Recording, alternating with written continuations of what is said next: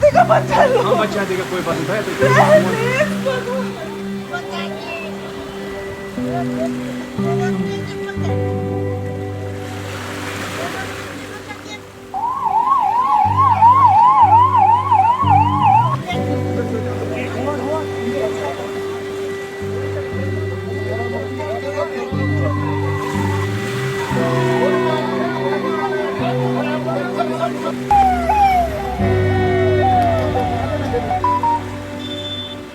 नमस्कार, लाइव लगातार देख रहे हैं आप और मैं हूं मंजुषा भारद्वाज।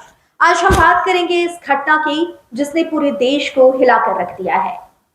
कश्मीर के पहलगाम में जो आतंकी हमला हुआ, वहां की कुछ तस्वीरें ऐसी हैं जो आंखों में चुभ गई हैं। कुछ कहानियां ऐसी हैं जो दिल को छन्नी कर गई हैं और वहां की जो घटना है वो ऐसी है जो पूरे देश की रूह को झकझोरती है। 22 अप्रैल 2025 को पहलगाम में जो हुआ वो सिर्फ एक हमला नहीं था, वो इंसानियत पर धब्बा था। सैलानियों से भरी घाटी लहूलुहान हो गई, मासूम बच्चे चीखते रहे और परिवार उनकी आंखों के सामने उजड़ गए। चलिए पहले आपको दिखाते हैं वहां की वो तस्वीरें जो आपको अंदर तक झकझोर देगी। हम बचा देगा, कोई बात नहीं भैया।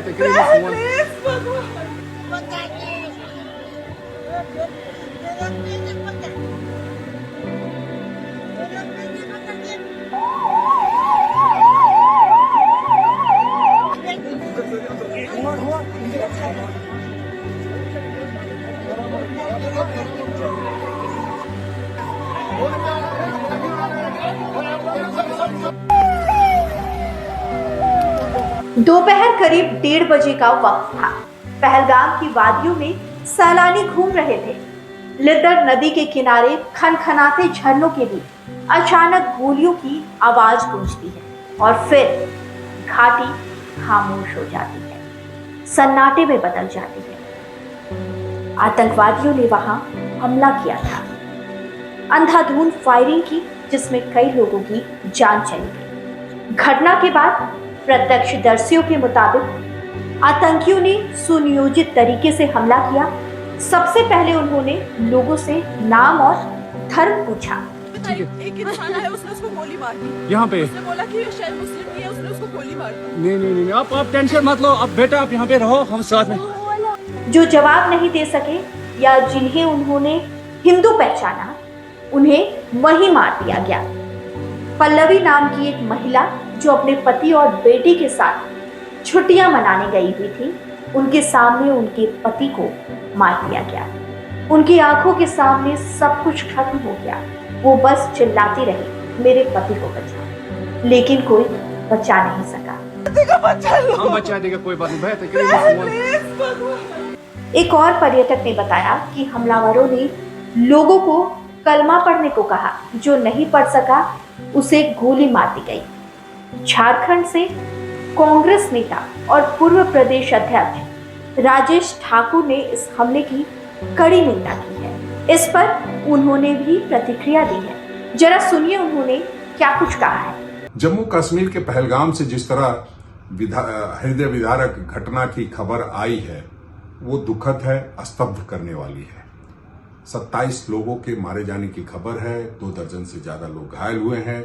उन तमाम लोगों के शुभचिंतकों और परिजनों के प्रति हम अपनी गहरी संवेदना प्रकट करते हैं और केंद्र सरकार एवं राज्य सरकार से यह अनुरोध करते हैं कि एक सर्वदलीय बैठक बुला करके तमाम राजनीति से ऊपर उठ करके मानवीय संवेदनाओं को ध्यान में रख करके और इंसानियत को बचाने के लिए, इन आतंकियों के खात्मे के लिए एक पूरी रणनीति बना करके रण की तैयारी करे और ऐसे आतंकियों का खात्मा करे।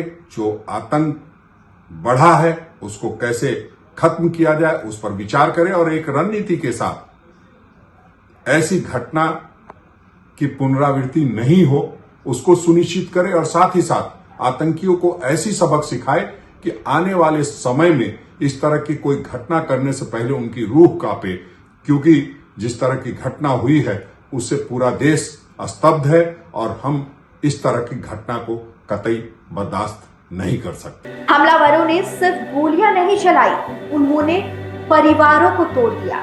बच्चों के सामने उनके पिता को मार डाला। कुछ मामलों में तो धर्म जांचने के नाम पर बेइज्जती भी की गई। स्थानीय लोगों ने भी इस बर्बरता की निंदा की है। उनका कहना है कि इस तरह की घटनाएं कश्मीर की छवि को बर्बाद कर रही है, जो अपनी पहचान एक खूबसूरत पर्यटन स्थल के रूप में बनाना चाहता है। इस हमले को लेकर बीजेपी के वरिष्ठ नेता और रांची से विधायक सीपी सिंह ने भी अपनी प्रतिक्रियाएं दी हैं। वो क्या कह रहे हैं, जरा उन्हें भी सुनिए। देखिए, कश्मीर के अंदर इस तरह की जो भी घटनाएं होती है, ये आतंकवादी लोग करते हैं। चाहे वो आतंकवादी पाकिस्तान का हो, चाहे स्थानीय जम्मू कश्मीर का आतंकवादी हो। लेकिन सबसे बड़ा चीज़ ये है कि आतंकवादियों को पनाह देता कौन है? आखिर वहीं के लोग पनाह देते हैं ना, जो भी दे। तो ये पहलगाम की कायराना घटना है। भाई, आप जाति कुछ कर, धर्म कुछ कर, आप हत्या कर रहे हैं, तो ये तो आपका दिमाग के अंदर जो कचरा भरा हुआ है ना, जो एक धर्म के प्रति नफरत का भाव है ना, वो बहुत गंदा है। लेकिन ये नहीं कभी सोचते हैं कि भाई यहाँ पर यदि इस तरह की हरकत हम कर रहे हैं तो भारत के विभिन्न कोनों से और विदेशी पर्यटक वहाँ जाते हैं, जिसके कारण वहाँ के गरीबों का पेट भरता है।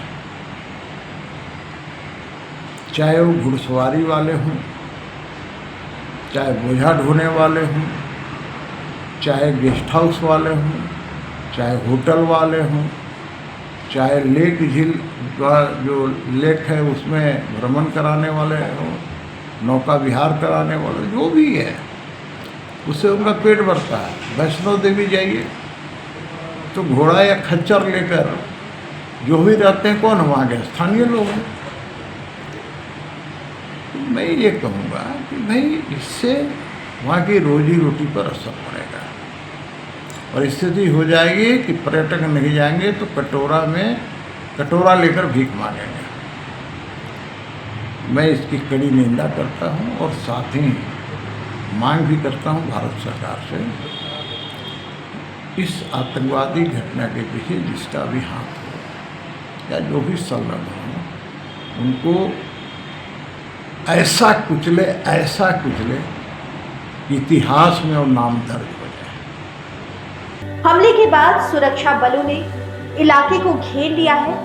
आतंकियों की तलाश जारी है। ड्रोन और हेलीकॉप्टर के जरिए चप्पे चप्पे पर तलाशी की जा रही है और पूरे इलाके में फिलहाल सन्नाटा पसरा हुआ है। सरकार ने मृतकों के परिजनों को मुआवजा देने और घायलों को मुफ्त चिकित्सा सुविधा देने का ऐलान भी कर दिया है। लेकिन इन तमाम चीजों के बाद सवाल यह उठता है कि क्या यह सिर्फ काफी है? क्या सिर्फ मुआवजा और बयानबाजी से उन जख्मों का इलाज हो सकता है जो दिल पर पड़े हैं? लाइव लगातार के वीडियो को लाइक करें, सब्सक्राइब करें और बेल आइकन को दबाना न भूलें।